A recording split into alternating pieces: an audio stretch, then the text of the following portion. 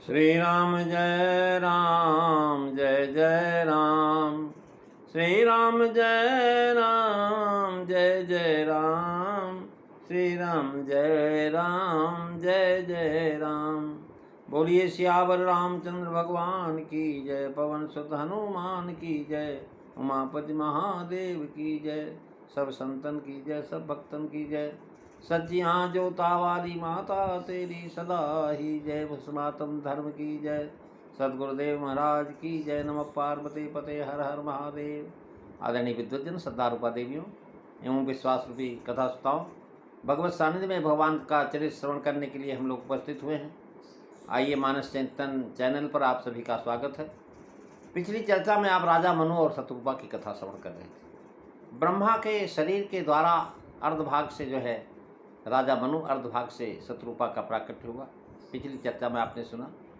और ब्रह्मा ने राजा मनु को जो आज्ञा दिया उसी के अनुसार उन्होंने सारा भगवान के बताए हुए मार्ग के चला और जो है चलते रहे।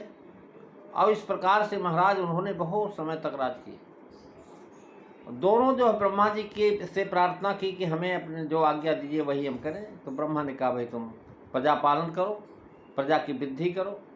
और इस बात को आज्ञा मान करके पिता की, प्रभु की प्रसन्नता तथा ब्रह्मा पिता की आज्ञा को अपना जो है परम शुश्रूषा होगी ऐसा समझ करके उन्होंने प्रजा पालन से महाराज प्रसन्न हो गए। प्रभु की प्रसन्नता का तथा ब्रह्मा पिता है उनकी आज्ञा का पालन है। इसलिए महाराज धर्म समझ करके बहुत काल तक राज का, प्रजा का पालन किए।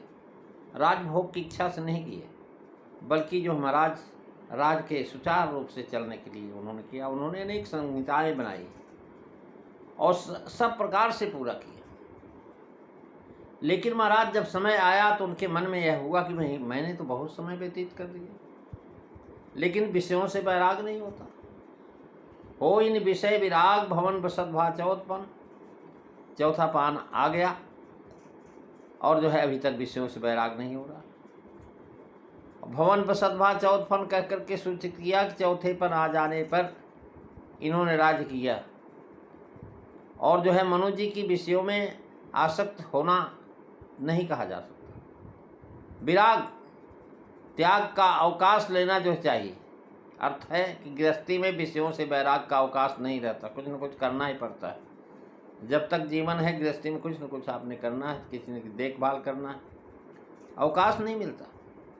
ये चिंता हुई कि वैराग का उदय यहाँ लोक शिक्षार्थ।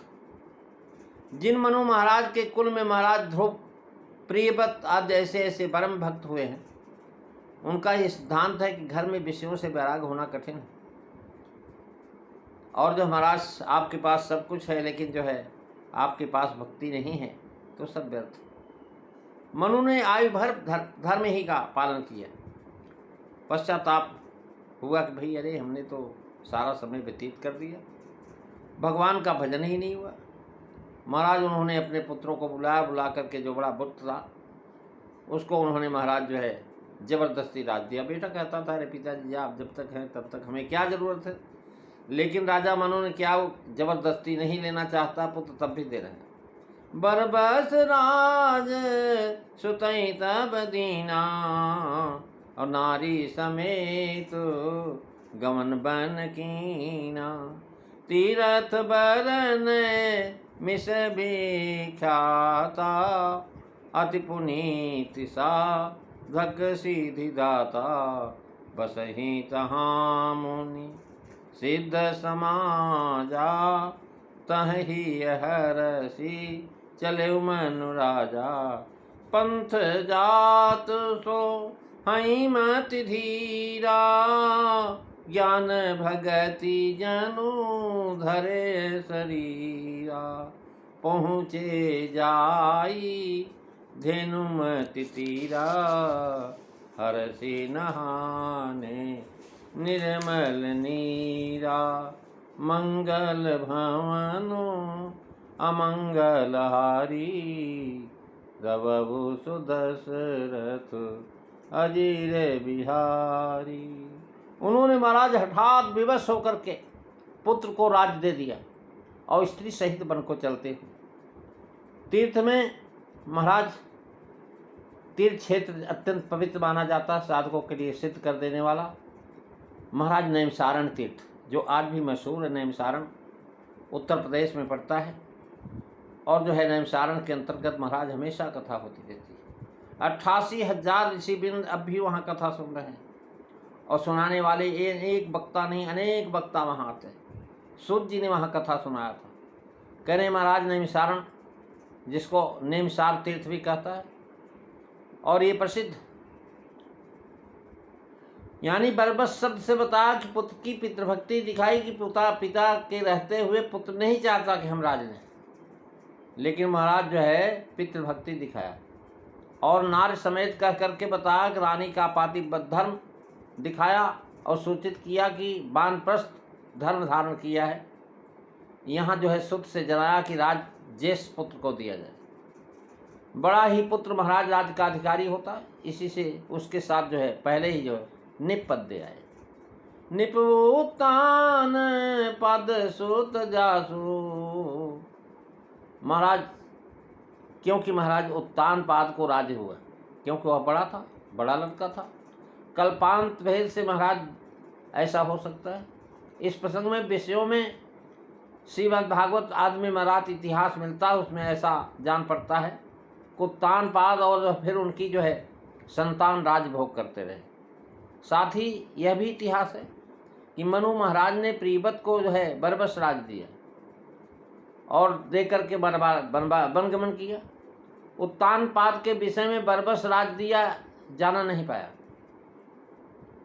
महाराज यह है कि मनु को मनवंतर भोग करना होता है, पर उनकी संतान को यह आयु मिलती नहीं। पृथ्वी का राज उन्होंने उत्तान पाद को दिया और उसके बाद ध्रुव जी राजा हुए। प्रीबत की तपस्या करते रहे। नारद जी से ज्ञान पाकर के वो निवृत्त मार्ग पर चले गए और जो है आरूढ़ हो गए।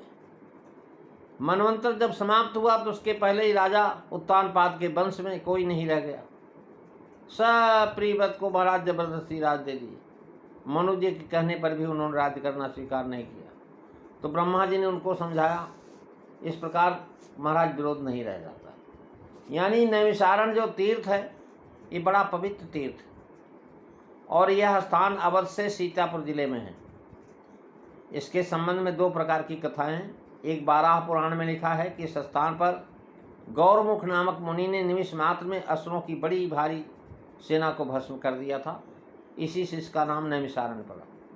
देवी भागवत में लिखा हुआ है कि महाराज ऋषि लोग जब कलिकाल के जो है भय से बहुत घबराए, तब ब्रह्मा ने उन्हें एक मनोमय चक्र दे करके कहा कि तुम लोग इस चक्र के पीछे पीछे जाओ, और जहाँ इसकी जो है नेमी घेरा चक्कर विदीर्ण हो जाए उसे अत्यंत पवित्र स्थान समझना, और वहाँ रहने से तुम्हें कलयुग का कोई भय नहीं रहेगा। कहते कि सूत जी महाराज ने इस स्थान पर ऋषियों को एकत्र करके महाभारत की कथा सुनाई। महाभागवत पुराणों की लिखा है। यानी इस क्षेत्र में गोमती में स्नान करके सब पापों को क्षय हो जाता है। गोमती नदी महाराज आज गंगा कहलाती है। गंगा जी से पहले गोमती जी आई हुई। यानी होय नि विषय विराग, 3 बातें कहीं, उसको चरितार्थ किया कि विषयों से वैराग नहीं होता अगर बरबस राज पुत्र को दे दिया। और जो है अतएव जो है अब राज त्याग करके गवन बन कीना, जन्म गए वो हरि भगत बिन, ऐसा जो भाव था, इसलिए जो है महाराज चले गए। कहाँ जा रहे हैं? कहने महाराज गए वो वहाँ नैमिषारण्य में, और वहाँ महाराज ऐसा नैमिषारण्य तीर्थ विख्यात है जो साधक सिद्धि को देने वाला है।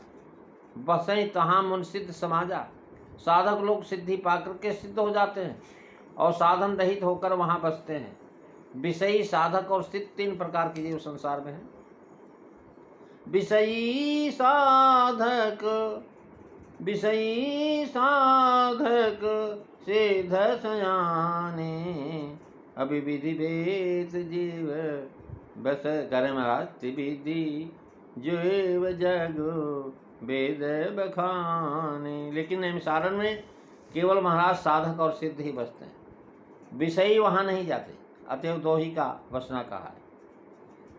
हर्षित हुआ मन महाराज जब आपको तपस्या करना हो, पूजा पाठ करना हो, मन खुश हो जाए तो शकुन। और महाराज नैमिषारण्य ही क्यों गए, अन्यत्र क्यों नहीं गए? इसके विषय में महाराज कहते हैं कि उनके लिए तप के लिए जो है सतयुग में नैमिषारण्य, त्रेता में पुष्कर और द्वापर में कुरुक्षेत्र और कलयुग में गंगा तट विशेष रूप से शीघ्र फलदायक कहे गए हैं। कौन पुराण में कि तीतो नैमिषम तीर्थ, यानी पंथ जात सोहि मध्धीरा। जब वहाँ चले तो महाराज राजा रानी को देख करके जो लोग देख रहे हैं, तो बड़े बड़े मुनि लोग देख रहे हैं कि भाई ये तो ज्ञान भक्ति के रूप में जा रहे हैं। यानी राजा मनु ज्ञान के रूप में और मनु शत्रुपा के रूप में, शत्रुपा जो है भक्ति के रूप में जा रहे हैं। पंथ जात सो हई मति धीरा, अज्ञान भगति जनु सरे शरीरा। पृथ्वी भर का राज छोड़ करके पैदल नंगे पैर रास्ते में चलना भक्ति, ज्ञान और वैराग की शोभा है। करें ज्ञानी वैराग भक्त कहला करके सवारी विशेष संग लेना शोभा नहीं। और जो है महाराज दिन को मन में काम क्रोध आदि के वेग से उद्योग नहीं हो, ऐसी जगह जाओ। और महाराज भीताम धैर्य बले भूषतम तेजस, धीरमती स्थिर बुद्धि वाले जो है करें वही जो है दंपत्ति भगवान की प्राप्ति के लिए जा रहे हैं। भक्ति और ज्ञान और भगत ये प्राप्ति कराते हैं। अतएव इस राह में जाते ऐसे जान पड़ते हैं मानो भक्ति और ज्ञान ही भगवान से मिलने जा रहे हैं। और हर्ष नहाए निर्मल तीरा, पहुँचे जाए धेनुमत तीरा, यानी धेनुमत गोमती नदी के किनारे जाकर के पहुँचे और बड़े प्रसन्न हृदय से महाराज उस निर्मल जल में उन्होंने स्नान की। निर्मल नीरा से जनाया कि वर्षा ऋतु नहीं है, तीर्थ में जाए तो पहले उसका जो महात्मा सुने। महात्म सुनने से स्नान में उत्साह होता है और तब हर्षपूर्वक स्नान किया जाता है। उसी नियम से महाराज यहाँ स्नान उन्होंने किया और भगवान के जो तीर्थ है नैमिषारण्य उसकी महिमा को श्रवण किया। और महाराज जब बड़े बड़े संत महात्मा मुनि ज्ञानी ये सब जब उन्होंने सुना कि भाई राजा अपना राजपाट सब कुछ छोड़ करके यहाँ आया हुआ है, तो महाराज इन लोगों की भी लाइन लग गई। देखिए त्याग का ये फल होता है। जहाँ राजा थे तो साधु संतों को बुलाना पड़ता था, अब किसी को बुलाना नहीं पड़ता, खुद ही आ रहे हैं। प्रेमी सज्जनों, इसकी पूरी चर्चा आप अगली कथा में श्रवण करेंगे। आज बस इतना ही। श्री राम जय राम जय जय राम, श्री राम जय राम जय जय राम, श्री राम जय राम जय जय राम। बोलिए सियावर रामचंद्र भगवान की जय। जय सीताराम।